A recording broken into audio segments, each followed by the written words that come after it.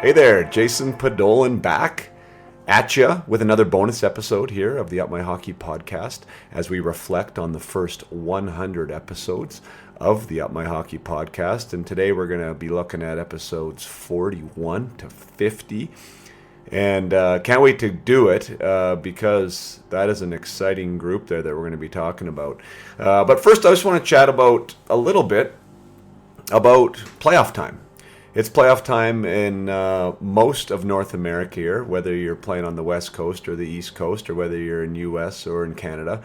And in many programs, the playoffs are quickly followed up by tryouts. So interesting times of year for players. I know that I have seen what happens in these situations as far as coaching youth athletes, meaning it brings out the best and it also can bring out the worst in players, which is such a interesting time to be around the personalities involved with the game. I remember one year we had a AAA, it's called Adam A up here in British Columbia, which is the top minor hockey system that you can play, or the top system you can play. I don't know why I'm having a hard time saying this. The top level you can play at the U11 level. So the top level you can play at the U11 level is called Adam A. And we were in a playoff. We were one of the best teams. I can't remember where we finished in the league. I think we might have finished second. But we ended up getting to the final of this playoff game. So we were up for the Okanagan Mainline banner. And U11s were dealing with 9 and 10-year-olds at the time. I probably had a few 11-year-olds on the team. And it went into overtime. The game went into overtime, this final game. And then it went, which was 3-on-3. And then we had another 3-on-3. And then we had another overtime. And it was just crazy. I think we went to 4 overtimes. And we ended up losing, I think, in the 4th or 5th overtime. I don't remember all the things that happened. But what I do remember, and why this story is relevant, is that I had 3 to 4 kids on the bench that physically could not play. They were so nervous that they had knots in their stomach, that they, felt like they're physically going to be sick. There was kids that were just petrified and didn't want to play, and it was a super interesting time. And then obviously there's other kids that just couldn't want to get back on the ice quick enough, that they wanted to get back out there. And first of all, I will say, at this 10, 11-year-old level, it made me pause for reflection and be like, wow, am I not doing a very good job with these kids? Have I made this event be bigger than it needs to be for them? Or is there somehow pressure from me as a coach? Or have I somehow not, given them or talked to them about, the tools required to do this? And mind you, this was a bit before the Up My Hockey mindset program and me doing the mental performance development. I think it was a cog in the wheel that really helped me step forward and understand that players need this. But yeah, I had 3 or 4 to 5 kids on the bench. One of them was my son too, right? Hudson was somebody who was just petrified to go on the ice. And so like I said, these scenarios, these opportunities, as I call them, can bring out either the best in you or potentially the worst in you, and can really expose some of the belief systems that you have through the mental fitness that you've developed, or the mental conditioning you develop, or the mindset you've developed, whatever words you want to put to that. But generally speaking, a kid that is scared to lose or scared to make a mistake is not going to be very effective, as opposed to the player who wants to impact the game and is excited about the opportunity to score the winning goal, not overly worried about being the player that is going to cause the mistake to lose the game. So I asked that question just 10 minutes ago on my Facebook group. Is your player somebody who, in these scenarios of either a big playoff game or in a tryout, are they somebody that is excited and plays to make an impact? Or B, are they somebody that is nervous and plays not to make a mistake? Or C, are they somebody that you never know what you're going to get? I said, like a box of chocolates, Forrest Gump style. You just never know what you're going to get. Sometimes they're on, sometimes they're off. And if the answer for your athlete is anything other than A, so B, sometimes they're nervous, they play not to make a mistake, they're fearful of being the one that causes the issue of the goal against, doesn't want to make an error and expose themselves, or somebody that just you don't really know. Like sometimes they're great in these situations and sometimes they disappear. If it's B or C, like these can totally be helped, like totally be helped. I've seen it, I've experienced it, I've worked with many players to help them overcome this. And oftentimes, like I said, it's just a belief system that they've told themselves about what these situations mean. And when we can rewire what these situations mean and allow them to tell a different story about them, that it's an opportunity, it's a chance to make an impact, it's a chance to challenge yourself and see where you stand, and it's a chance that you can learn and grow and get better. And there's little tools and tips and strategies that I use to help these players connect the dots. All of a sudden, they show up differently in these moments. And if it's one of the players that is a little bit inconsistent, well, then we have to figure out and get them to figure out and self-assess why it works sometimes and why it doesn't other times. So we get into their own personal operating system a little more deeply, so they can understand what they are and who they are and what works for them to get them ready for these moments.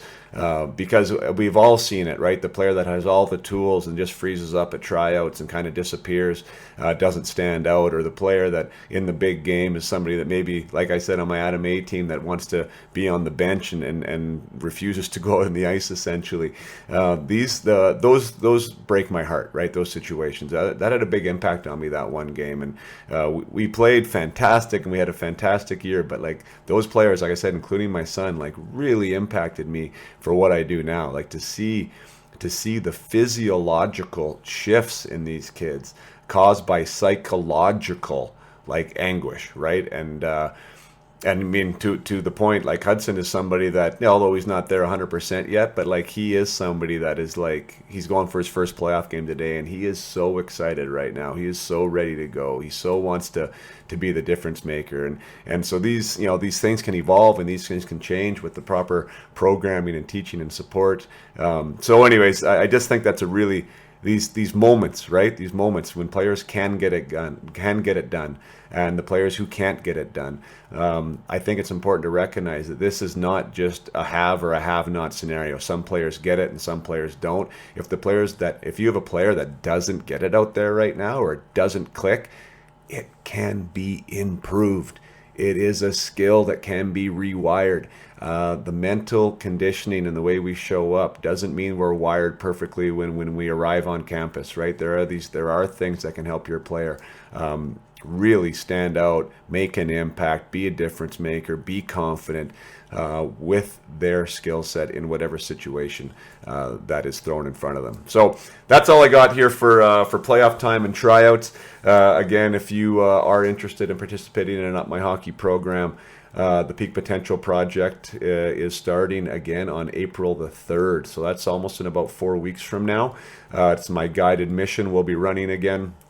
You can check that out on upmyhockey.com under services for Peak Potential and fill out that interest form. I'll see if your player is a good candidate to take the program, and we'll give you an email back if I think he is or she is, and we'll go from there. But definitely don't feel like your player should just have to figure it out, or they don't have what it takes to show up when the moment is big. They definitely can. They just need some support to do it. So, reflections on the first 100.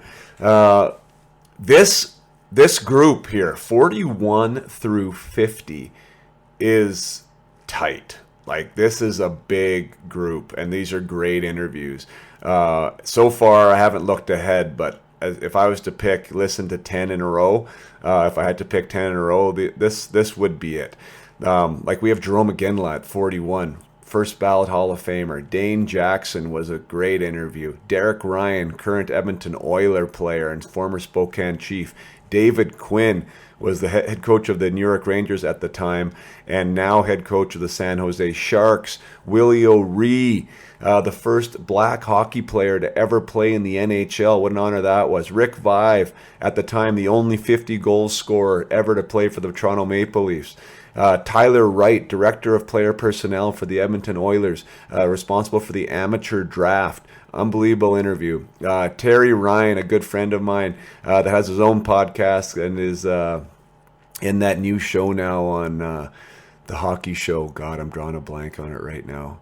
Anyways, he has his own podcast. He's a funny man. He's a former first rounder of the Montreal Canadiens. And then Rhett Warner, a 700 game NHLer, started my career with him in Florida. And then Ryan Johnson, Vancouver Canucks, a current assistant general manager. There's some big names there, and some really, really impactful interviews. I mean, if you are new to the Up My Hockey podcast, and if you enjoy what the Up My Hockey podcast provides as far as insights, as far as tips, strategies, perspectives that can help your kid or can help you get better, my goodness, this is wild.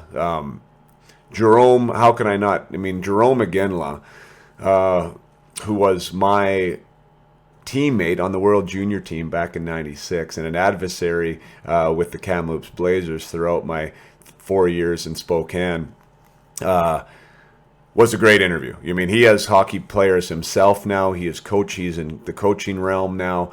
So he's seen the game from his 1,000 plus point career, and as an NHLer and Olympian and all the stuff that Jerome accomplished. And now he's providing what that looks like and what that feels like from a hockey dad perspective to allow his players, and he has 3 hockey players, his daughter and his 2 sons that are all fantastic players, and like how to develop them and how to give them the best opportunity to be their best. So that interview was fantastic. It actually has the most downloads, I guess not surprisingly, of all my episodes. So if you haven't heard that one, that's fantastic. The next one, I mean, I'm a big fan of Dane Jackson and just what he was as a player and what he was as a leader and a human being in the locker room, like a guy that always had the captain on his jersey, and multiple stories of guys who played with him of what an impact he made on them from a human perspective, right? Like allowing them to either grow their game or figure out what it means to be a pro, from the example he said, excuse me. So lots of great takeaways from there. He's also, like, right now the assistant coach at North. Oh my gosh, drawing a blank again. Green team, North Dakota.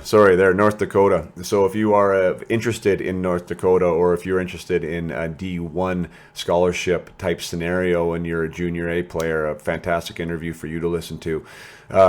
Derek Ryan, my goodness.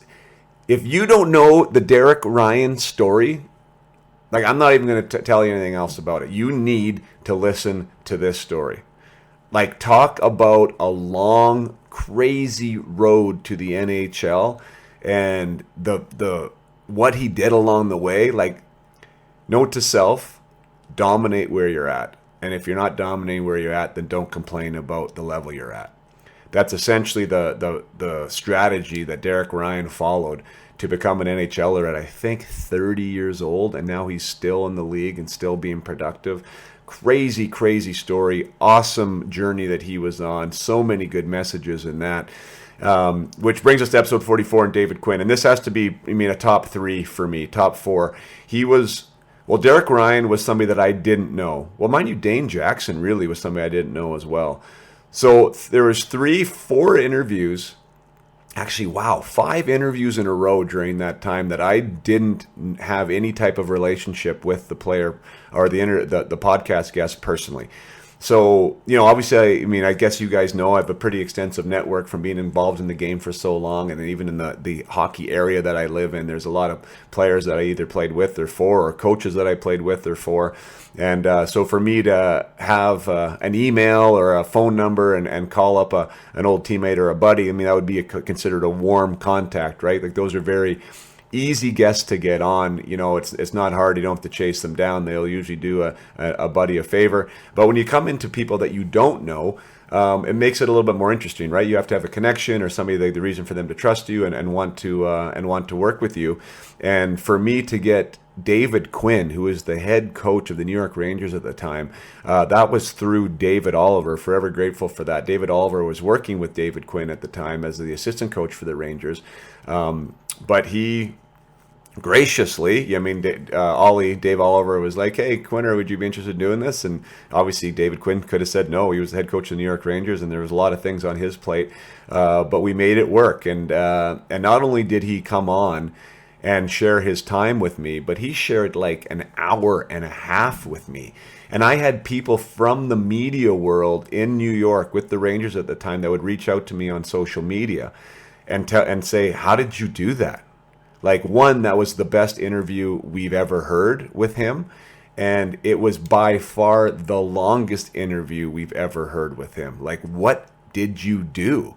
And it was super crazy, right? Like, that was multiple messages like that from like a media empire there in New York. And the Rangers are obviously huge. And so for that to be reflected back to me on something that I did, it was quite, I don't know, it was an interesting feeling because I didn't do anything. I mean, I got him on the podcast, and then the conversation was just the conversation as I just try to be interested, and I try to be curious, and I try to have a good discussion out there. And David Quinn was a very willing partner, and I think the key to the whole thing was I think we both, David and I, both enjoyed the conversation, so it was an easy one to have.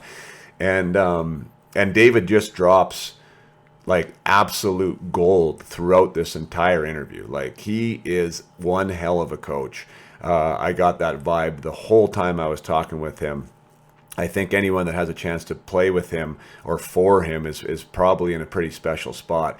And I think you can even look back on sort of what he's done as a coach. You know, like, he was let go in New York, and kind of inside hockey, there's a lot of people on inside, like the industry, that had no idea why he was fired. Kind of the sentiment was he couldn't coach star players, is sort of what I heard. But the interesting thing with that is, like, Panarin had the best season of his life, and I think should have won the Hart Trophy when he was there. Adam Fox won the Norris Trophy. Kreider was just starting to emerge and having a career year until the year he had last year. But I mean, it seemed like Quinn was able to get the most out of him, and Zibanejad just came to life under him. And well, I guess not to mention Shesterkin, but I think he was kind of great before he got there. But you know, there was this pedigree of like having these star players play excellent and bringing that what was like one of the youngest teams at the time into this playoff type of discussion, which no one thought they would be. But anyways, you know, Drury came in and moved on from Quinn and brought in who he thought was his own guy, and they're obviously having a successful season now. But you know, to the scenario that David Quinn can't coach stars, I mean, now here he is in San Jose, and what just happened to Erik Karlsson? Like, I haven't heard anyone talk that David Quinn could be the reason for this, and I don't know any other reason that it could be. There's no special year in his contract. It's not like he's been trying to overcome injuries and now he's all of a sudden healthy. I think that David Quinn got inside there and actually coached this guy and challenged this guy and connected with this player like nobody has yet, and got him back to Norris Trophy form. A stellar year here by Erik Karlsson with David Quinn at the helm. So if you haven't heard the David Quinn first round player himself and head coach now of 2 NHL teams, that interview I think is absolutely fantastic. So check out the David Quinn interview. Willie O'Ree again was an honor. There was a challenge there with some technical difficulties. He wasn't able to get on Zoom. Mr. O'Ree is an older gentleman, and technology isn't really his friend. So we had a phone conversation, and there was a little bit of delay. So it wasn't the most robust interview, but his story, if you are unfamiliar with it, is so worthwhile listening to. Like, what that man went through, his mindset about what his challenges were, like to overcome and to play. One eye blind that nobody knew about. You'd think he was making it up. Like, it's so movie worthy that I can't believe it hasn't been made into a movie yet. What an honor to be able to speak with him. Rick Vive was a coach and a heck of a player. He was a good interview. And then Tyler Wright and Ryan Johnson, to get people on the podcast that are in these very influential positions. In both cases, like, they're decision makers on who gets to play and move on to the NHL.